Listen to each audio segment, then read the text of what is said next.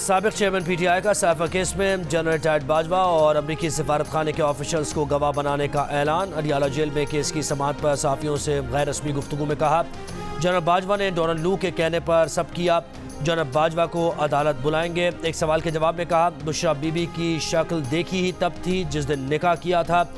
बच्चों को अपनी वालिदा के खिलाफ बयान देने का कहा जा रहा है, उनसे किसी ने मुज़ाकरात नहीं किए। चंद सियासी रहनुमाओं के पार्टी छोड़ने पर शुक्र अदा करते हैं, लिख कर देने को तैयार हैं कि इलेक्शन पीटीआई ही जीतेगी। साइफर केस में साबिक चेयरमैन पीटीआई और शाह महमूद कुरैशी पर 12 दिसंबर को फर्द जुर्म आयद की जाएगी।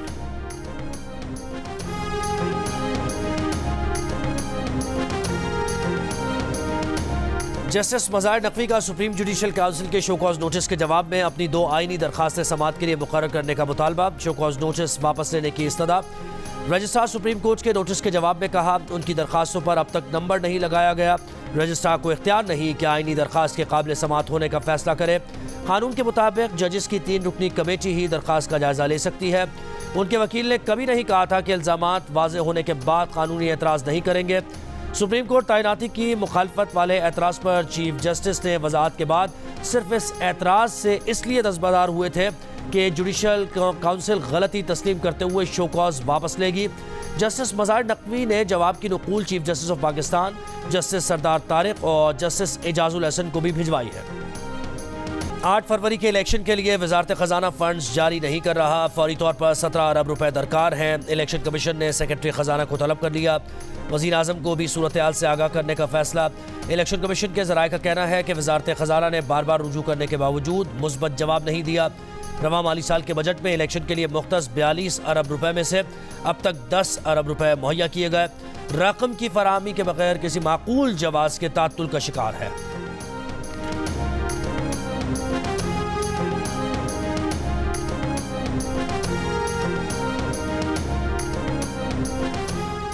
मुस्लिम लीग नून के रहनुमा राना सनाउल्लाह ने दानियाल अजीज की एहसन इकबाल पर तनकीद को टिकट का झगड़ा करार दे दिया। कहा, दानियाल अजीज इस हल्के से अवैस कासिम और एहसन इकबाल अपने बेटे अहमद इकबाल को मैदान में उतारना चाहते हैं। बोले, टिकट का फैसला उम्र की बुनियाद पर नहीं, जीतने के इम्कानात पर होता है। मसला महंगाई था तो दानियाल अजीज 16 माह की हुकूमत के दौरान खामोश क्यों रहे। एक सवाल के जवाब में राना सनाउल्लाह ने कहा कि लाडले हम नहीं बल्कि वो था जिसे हमारी चलती हुकूमत को हटाकर इक़्तिदार में लाया गया।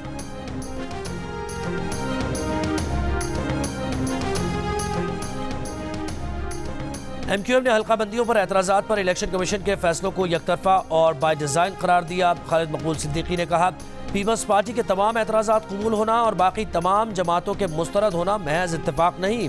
इलेक्शन कमीशन के मेंबर सिंध एजाज अनवर चौहान और पीपल्स पार्टी के एक दूसरे के मफादात का तहफ़्फ़ुज़ कर रहे हैं। सिंध की निगरान हुकूमत पीपल्स पार्टी के मफादात की निगरान है।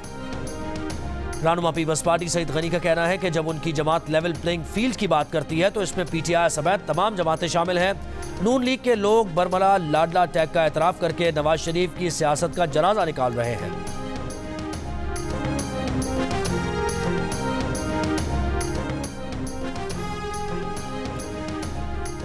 साबिक चेयरमैन पीटीआई के वकील बाबर आवान कहते हैं कि तहरीक इंसाफ को इलेक्शन में हिस्सा लेने से रोकने की कोशिश की जा रही है। एक ऐसे साहब को दोबारा एनआरओ का नुस्खा कीमिया देकर लाया गया है जो सन 1981 से लेकर अब तक थोड़े थोड़े वक्फे से मुसलसल मुल्क पर हुक्मरानी कर रहे हैं। बताएं उन्होंने मुल्क के लिए क्या किया जो इस बार सब ठीक कर देंगे। परवेज इलाही और दीगर के खिलाफ 1 अरब 23 करोड़ रुपए से जायद की करप्शन का रेफरेंस समाअत के लिए मुकर्रर। लाहौर की एहतसाब अदालत में जांच पड़ताल मुकम्मल। रेफरेंस में इल्जाम आयद किया गया है कि परवेज इलाही, मुनिस इलाही और दीगर ने कौमी खजाने को नुकसान पहुंचाया। परवेज इलाही ने ओहदे का गलत इस्तेमाल किया।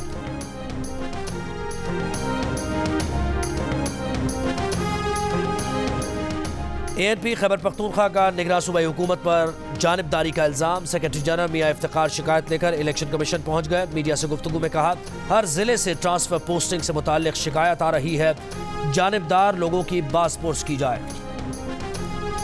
IMF एग्जीक्यूटिव बोर्ड के 14 दिसंबर तक के शेड्यूल में पाकिस्तान का केस शामिल नहीं। वजारत खजाना के हुकाम ने $70 करोड़ की अगली किस्त के लिए 7 दिसंबर को इजलास बुलाने का इम्कान जाहिर किया था। पाकिस्तान और IMF के दरमियान स्टाफ लेवल मुआहदा 15 नवंबर को तय पाया था। दिसंबर के आखिरी अशरे में क्रिसमस की तातीलात की वजह से IMF एग्जीक्यूटिव बोर्ड का इजलास मुआहदे के 6 से 8 हफ्ते बाद बुलाने का इम्कान जाहिर किया जा रहा है। चेयरमैन नैब का शहरियों को हाउसिंग स्कीम्स के फ्रॉड से बचाने के लिए नई पॉलिसी लाने का ऐलान। बिल्डर और खरीदार के साथ रेगुलेटर भी पहले दिन से हर ट्रांजैक्शन का हिस्सा होगा। लेफ्टिनेंट जनरल नज़ीर अहमद भट्ट ने कहा कि हाउसिंग स्कीम्स के हर 10 में से 7 क्लाइंट्स फ्रॉड का शिकार हैं। शहरियों को हाउसिंग स्कीम्स के फ्रॉड से बचाने के लिए नई पॉलिसी ला रहे हैं। और गाजा में जंगबंदी के मुतालबे के लिए बरतानिया की डाउनिंग स्ट्रीट के सामने एहतजाज। 14 की याद में शम्मे रोशन। एहतजाज में मुस्लिम और यहूदी कम्युनिटी समेत जंग मुखालिफ अफराद ने शिरकत की। जमायमा भी शरीक हुई।